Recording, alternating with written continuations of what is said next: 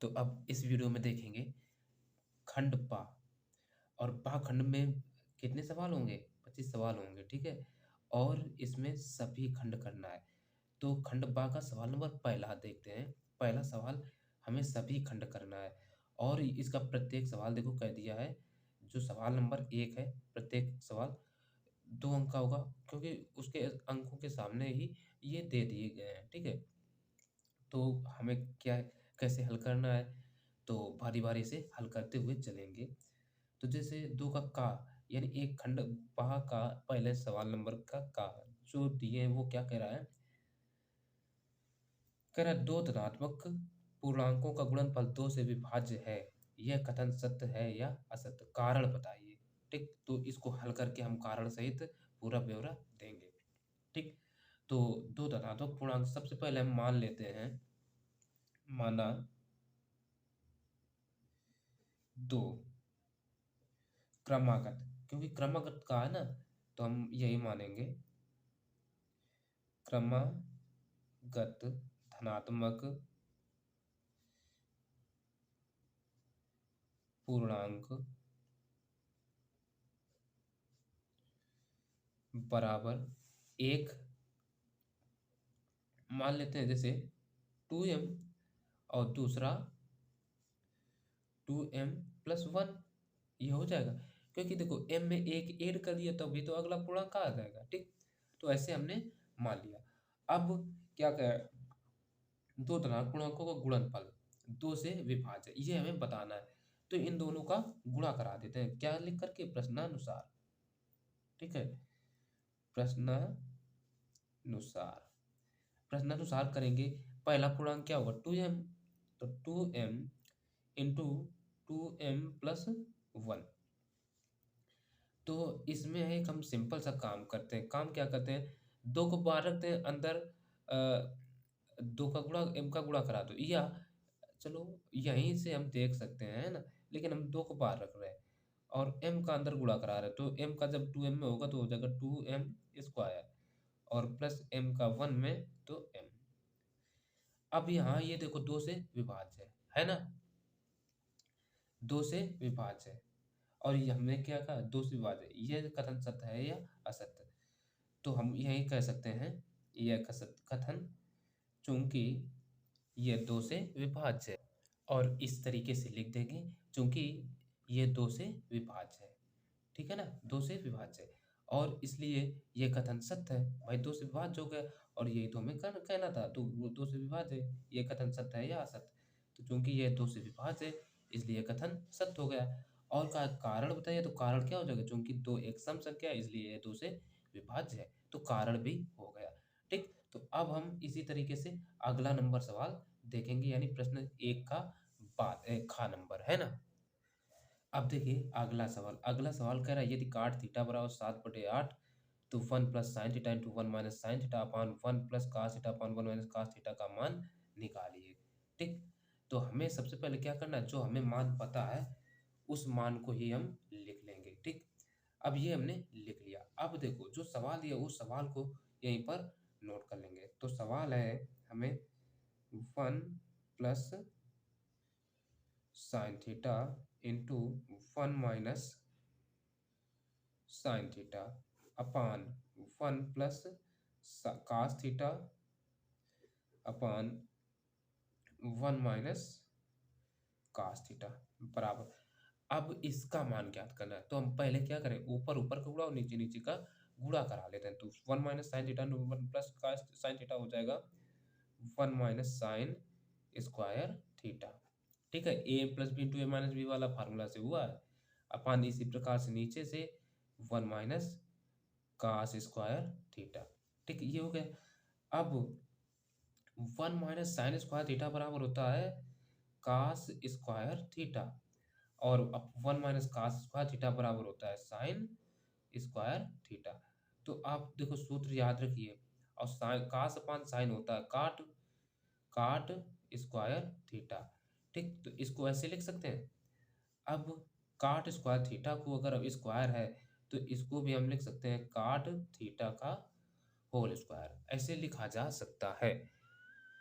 अब देखिए cot theta का मान हमें पता है 7/8। तो ये मान हम क्या करें, रख देते हैं। तो ये आ जाएगा हमारा cot थीटा का मान कितना, 7/8। तो 60/8 का भी क्या हो जाएगा, होल स्क्वायर हो जाएगा। तो इसका होल स्क्वायर ओपन कर दो, 7 का वर्ग होता है 7 सत्ते 49 और 8 का होता है 88 64। तो यही इसका हो गया आंसर फाइनल, ठीक है ना। तो आशा है ये सवाल अच्छे से समझ में आया होगा। अगला नंबर देखेंगे। अगला सवाल जो है वो कह रहा है, एक शंक्वाकार बर्तन जिसका आंतरिक व्यास 10 सेंटीमीटर, ऊंचाई 24 सेंटीमीटर है, पानी से भरा है। पानी को एक बेलनाकार बर्तन जिसका आंतरिक व्यास 20 सेंटीमीटर है में डाला जाता है। बेलनाकार पात्र में डाले गए पानी की ऊंचाई ज्ञात कीजिए। ये हमसे सवाल में पूछा गया है, ठीक है ना। तो हम क्या करते हैं, सबसे पहले सवाल को जो दिया गया है उस सवाल को पूरा उसी के अनुसार चित्र बना लेते हैं, ठीक। तो चित्र बनाने के लिए सबसे पहला काम है क्या, एक शंक्वाकार बर्तन है। तो हम क्या करें, एक शंक्वाकार बर्तन, ये देखो इस तरीके से तुरंत हमने ये शंक्वाकार बर्तन बनाया। इस तरीके से शंक्वाकार बर्तन बन गया। अब क्या क्या क्या क्या है, जिसका आंतरिक व्यास 10 सेंटीमीटर है। आंतरिक व्यास यानी ये यहाँ से यहाँ तक की दूरी हमें 10 देगी, ठीक। और ऊंचाई 24 सेंटीमीटर, ऊंचाई यानी ये हमें दे दी 24 सेंटीमीटर है, ठीक। पानी से भरा है, ये पानी से पूरा भरा है, ठीक है। फिर कह रहा है पानी को एक बेलनाकार बर्तन जिसका आंतरिक व्यास 20 सेंटीमीटर है। तो मान लेते हैं इसको, इसमें पानी जो भी भरा है एक बेलनाकार बर्तन है। मान लो ये एक बेलनाकार बर्तन हो गया, ठीक। और इसमें क्या कहा है, जिसका आंतरिक व्यास 20 सेंटीमीटर है, यानी ये दूरी यहाँ से यहाँ तक की जो है 20 सेंटीमीटर है, में डाला जाता है। तो इसकी त्रिज्या क्या हो जाएगी, हम जानते हैं कि व्यास की आधी होती है त्रिज्या। चित्र बन गया, तो त्रिज्या हो जाएगी 10, हो जाएगी कि नहीं।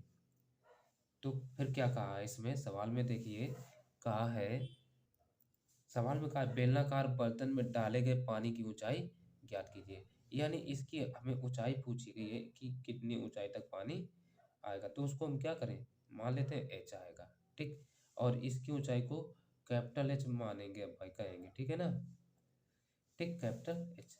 अब ये भी देखो, ये 2 नंबर का सवाल है, ज़्यादा बड़ा सवाल नहीं है, तो हम इसमें ज़्यादा समय नहीं लगाएंगे लिखने विखने में, ठीक। तो अब जो चीज़ बराबर होगा वो इस शंकु का आयतन और इसमें एच ऊंचाई तक जितना भी पानी है उसका आयतन, दोनों का क्या होगा, बराबर होगा। हम मान रहे कि ये बेलन उतना ही बड़ा हमने बनाया है कि जितना पानी आएगा इसमें, ठीक है ना। तो वही हल कर लेते हैं। तो अब देखो इसको लिखेंगे कैसे, ये देखिए। तो बताइए ये चीज होगी कि नहीं, शंक्वाकार बर्तन में पानी का आयतन बराबर एच ऊंचाई तक उठे बेलनाकार बर्तन में पानी का आयतन, यही तो होगा। तो अब ये दोनों का आयतन क्या होगा, बराबर होगा, इसका और इसका आयतन बराबर हो तो दोनों को बस आयतन का सूत्र लगाकर बराबर करा दो। तो शंकु के आयतन का सूत्र क्या होता है, 1/3 पाई। अब देखो दोनों की त्रिज्याएं अलग अलग होंगी, इसको हम कैपिटल आर मान रहे हैं यहाँ से यहाँ तक, ठीक, ठीक है ना, कैपिटल आर। अच्छा, इसका आंतरिक व्यास हमें शंकु का कितना है, 10 दे रखे है ना। तो ये कितनी हो जाएगी, यहाँ से यहाँ तक की दूरी जो होगी ना वो 5 होगी कि नहीं, 5 हमने लिख दिया। और इसकी इसका व्यास 20 है तो इसकी त्रिज्या तो 10 हो जाएगी। तो 1/3 पाई आर, आर का मान कितना है 5 स्क्वायर एच, एच को कैपिटल माना है तो कैपिटल का मान कितना दे रखे हैं 24।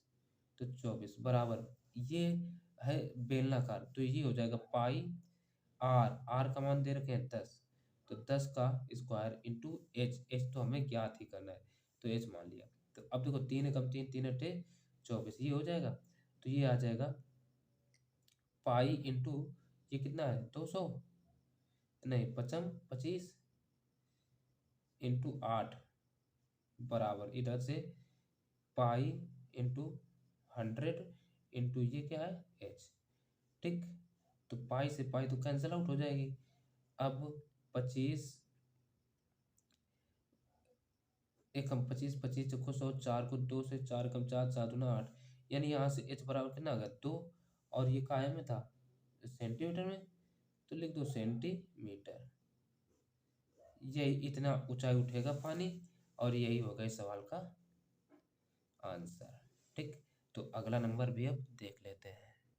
अब देखते हैं प्रश्न संख्या 1 का घ, और ये कौन सा चला रहा है अभी, खंड पा। तो हम अगर कंफ्यूजन हो तो इस तरीके से लिख भी सकते हैं, ताकि एग्जामिनर की नज़र तुरंत उसी पर पड़े। अब करते हैं इसको हल। ठीक है। तो हल में क्या करेंगे, कह रहा है निम्न आंकड़ों का समांतर माध्य ज्ञात कीजिए। समांतर माध्य हमसे पूछा है। तो देखो ये वर्ग अंतराल और बारंबारता ये दिए। तो इस सवाल, इस प्रकार के सवालों को सबसे पहला काम है हम कुछ नीचे की ओर कॉलम वाइज लिख लेंगे। ठीक है। तो एक हेडिंग डालेंगे अगले पहले में, वर्ग अंतराल। ठीक। अंतराल। दूसरा बारंबारता।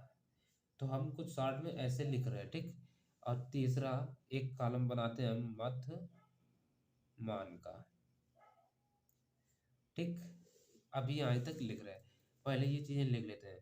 तो वर्ग अंतराल पहला क्या है, हमें दे रखा है 10 से 20, फिर है 20 से 30, फिर 30 से 40, फिर 40 से 50, फिर 50 से 60, फिर 60 से 70, ये दे रखे हैं। पहले की बारंबारता कितनी है, 2, फिर इसकी है 7, फिर इसकी है 12, इसकी है 15, इसकी है 8, और तब इसकी है 6। अब देखो मध्यमान निकालना बचा।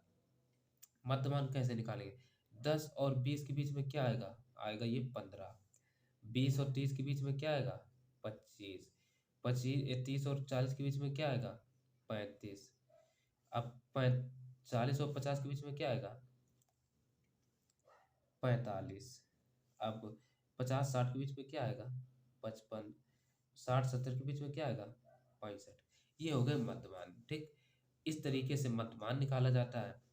अब मध्यमान में ही हम क्या करेंगे, देखो समांतर माध्य ज्ञात करना है, आंकड़े वर्गीकृत हैं, तो इस प्रकार के सवालों को हम जो हल करते हैं ना, वो एक हम अलग विधि से करते हैं। तो देखिए वो विधि हम केवल लगाते हैं माध्य विचलन, पद विचलन। ठीक है। तो इसमें क्या किया जाता है पद विचलन विधि में, तो अगला स्टेप जो मध्यमान के बाद निकलता है वो होता है डी। डी बराबर होता है एक्स माइनस ए। अब देखो एक्स क्या होता है, तो प्रत्येक मध्यमान का जो मान होगा वो एक्स होगा। ठीक। और बारंबारता को प्रत्येक पद जो होगा वो एफ कहलाएगा। तो इसको एफ मान लिया, और मध्यमान को प्रत्येक पद एक्स मान लिया। ठीक। अब देखो एक्स माइनस ए जब होता है, तो यहाँ पर हम क्या करेंगे, पहला पद x का मान क्या आएगा, फिर 15 आएगा। तो 15 में हमें क्या घटा देना है, देखो ऊपर से 1 2 3, नीचे से 1 2 3 यार। तो हम ऊपर से ये क्या करते हैं, a मान लेंगे। ऊपर से जो बीच में आएगा उसको a मान लिया। ठीक। तो हमारा a का मान क्या होगा, 35। तो अब देखो क्या कर रहे हैं, 15 में 35 घटा दो कितना बचेगा, 20। 20 बचेगा ना, तो कितना, माइनस का 20। अब 25 में 35 घटा दो तो माइनस का 10। फिर 35 में 35 तो जीरो, फिर 35 में नहीं, फिर 45 में 35 घटाएंगे तो ये 10 प्लस का, फिर 55 में 35 घटाएंगे तो ये 20 आएगा, फिर 65 में तो ये आ जाएगा 30। इस तरीके से ये आ गए हमारे एक डी के मान। फिर अगला स्टेप जो होता है वो हमारा होता है यू। यू बराबर निकालते हैं डी अपान एच करके। ठीक। तो एच ये कैसे होगा, इसके लिए विशेष माध्यम। तो एच एच जो होता है इन सबके बीच का अंतर, जैसे वर्ग अंतरालों के बीच का अंतर, जैसे 10 से 20 कितने का अंतर है, सबके बीच का अगर अंतर देखें 10 10 का है ना, तो वो हो जाता है हमारा एच। ठीक। तो पहला एच क्या होगा, एच 10 होगा ना, तो पहला यू क्या लिखेंगे, यानी डी। यू बराबर निकाल रहे तो 20 आएगा। तो 20 में 10 से डिवाइड कर तो कितना आएगा, माइनस का 2।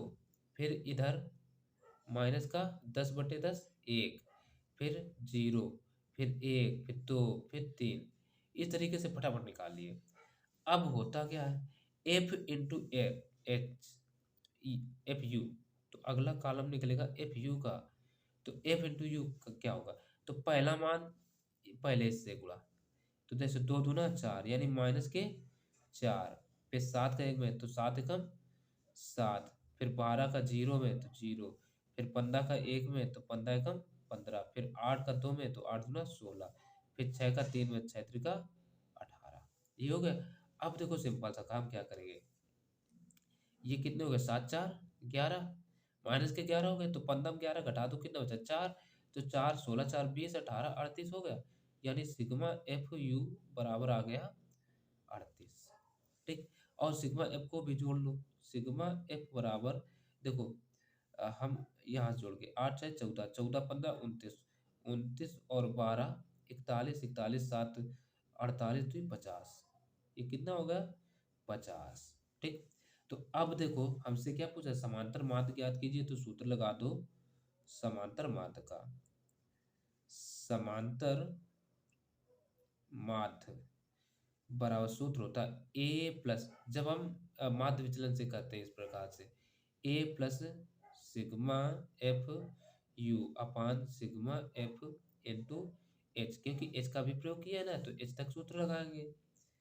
अब ए का मान यहाँ पर कितना है 35, तो 35 प्लस सिग्मा एफ यू का मान कितना है 38 बटे सिग्मा एफ कितना है 50 इंटू एच कितना है 10, 10 से कम 10, 10 बना 50, पाँच से इसमें भाग कर दो तो ये आ जाएगा 35 प्लस पाँच सत्ते 35 दशमलव तीन बचे, पाँच का 30, तो 35 सात 42, तो 42.6, इसका ये हो जाएगा आंसर। भाई तीन बचे ना, तो पाँच का 30, तो यही इसका आंसर हो गया। अब अगला नंबर देखिए, अब जो अगला सवाल है यानी प्रश्न संख्या अ, एक का अंगा नंबर, उसमें देखो क्या कहा है, कर बिंदु -4, 6 बिंदुओं ए -6, 10 और बी 3, 8 को जोड़ने वाले रेखाखंड को किस अनुपात में विभाजित करता है। तो देखो जब भी अनुपात पूछते और ऐसे सवाल आ जाए तो उनको हल करने के लिए आप क्या करें, ठीक, एक रेखाखंड खींच लें जो बिंदु हो, तो जैसे ए और बी, इनको बिंदु कौन से विभाजित करें, 6, -6, -4, 6 ये विभाजित करें। तो इस तरीके से रेखाखंड खींचने के बाद इस तरीके से हम शो कर लेंगे, ठीक है ना। शो करने के बाद क्या करेंगे, शो करने के बाद अब देखो इसको ए यानी जो ए के निर्देशांक होंगी उसको x1, दूसरे को y1, इसको x2 और दूसरे वाले को y2 करके मान लेंगे, ठीक। और ये जो निर्देशांक होंगे ये x, y हो जाएंगे, ठीक। तो अब देखो सूत्र हमें हमने जो पढ़ा है, किसी भी रेखाखंड को m अनुपात n के अनुपात में विभाजित करने वाले किन बिंदु के निर्देशांक, इसको m इसको n मान लेते हैं, क्योंकि कहा है ना किस अनुपात में विभाजित करें, तो आप मान लो m और n अनुपात में ही विभाजित करेंगे। तो इस तरीके से ये सूत्र होता है, यानी दिए गए रेखाखंड को m अनुपात n के अनुपात में विभाजित करने वाले बिंदु P यानी x, y के निर्देशांक जो बराबर सूत्र होता है वो होता है m(x2 + n(x1) अपान m+n, m(y2 + n(y1) अपान m+n, ठीक। तो अब ऐसी कंडीशन में क्या होगा, ये जो -4 है वो इसके बराबर हो जाएगा और 6 इसके बराबर हो जाएगा। तो किसी एक को बराबर करा के हम मान निकाल सकते हैं, तो हम क्या कर सकते हैं, इसलिए -4 बराबर वो इसके बराबर करा लें सीधे, ठीक। m(x2 + n) ये x1 समझिए अपान m+n, तो -4 बराबर m का मान क्या m ही है, m इंटू x2 का मान देखो क्या है, चलो ये दे रखे हैं 3 प्लस n इंटू x1, ये x1 है और कुछ ना समझना, x1 का मान क्या है -6 अपान m+n, ये हो जाएगा m+n का इधर इसमें गुणा करा दो, सिंपल सा काम, तो -4m - 4n = 3m - 6n यानी ये हो जाएगा, एम वाले पद एक तरफ, एन वाले एक तरफ कर लो। 3m को इधर ले आओ तो -4m माइनस का 3n बराबर माइनस के 6n और ये प्लस के 4n हो जाएगा। तो अब देखो 4 में 3 ये कितने दोनों ही माइनस के तो हो जाएंगे 7m बराबर इधर से 4 में 2 घट जाएगा तो बचेगा माइनस का 2n। अब m अपान n का मान निकाल लो, m अपान n बराबर माइनस माइनस यहीं उड़ा दो, ठीक है। तो अनुपात, चलो अब अनुपात में लिख दिए, बटे में वैसे आना था तो खैर लिख दिए। आंसर यही लिखा जाएगा, तो यहीं पर लिख गया, ठीक है। तो गलती ना समझ इसको, ठीक। एम अनुपात एन बराबर 2 अनुपात 7 और यही आंसर हो गया।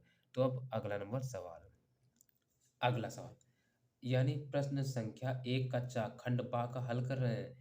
कह रहा के का मान ज्ञात कीजिए यदि बिंदु ए 2,3 बी 4, के और सी 6,-3 संरेखीय है।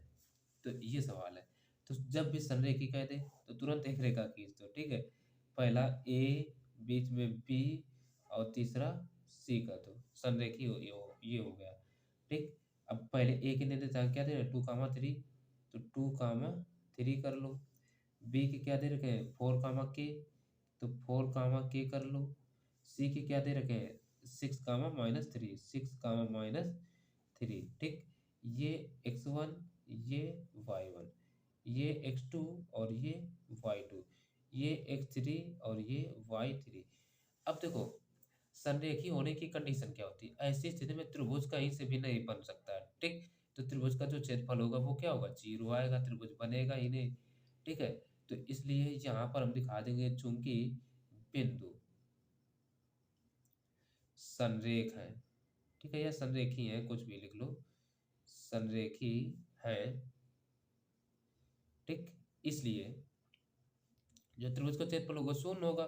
तो त्रिभुज के क्षेत्रफल का जो सूत्र हो, मतलब यहाँ पर हम प्योर वाला जो लिखते हैं वो ये लिखते हैं x1 into y2 minus y3 plus x2 into y3 minus y1 plus x3 into y1 minus y2 बराबर किसके 0 के। तो अब रख दो मान, x1 का मान देखो यहाँ से क्या होगा 2, तो 2 इंटू y2 का मान ये के माइनस y3 -3 है तो प्लस का 3 हो जाएगा, प्लस x2 का मान क्या है 4 इंटू y3 का मान है -3 और माइनस y1 का मान है 3, फिर प्लस x3, तो x3 का मान कितना है 6 इंटू y1 है 3 माइनस y2 का मान है k और बराबर किसके 0 के। गुणा करा देखो 2 का k में, तो 2k प्लस 2 का 3 में 2 3 6 माइनस देखो 3 3 6 6 चौको 24, ये माइनस के 24 हो जाएंगे, फिर प्लस के 6 त्रिका 18 और माइनस के 6 के इज इक्वल टू कितना रहेगा 0। अब देखो 2 और 6 घटा दो तो ये कितना होता है माइनस का 4 के, ठीक। और देखो प्लस 6 और 18 24 और माइनस के 24 बराबर क्या 0, 24 कट गए तो यहाँ से -4k इज इक्वल टू 0, तो k इज इक्वल टू क्या आ जाएगा 0 और k का ही तो मान हमसे पूछा गया था। तो यही हो गया इस सवाल का आंसर। तो अब अगला नंबर देखो सवाल,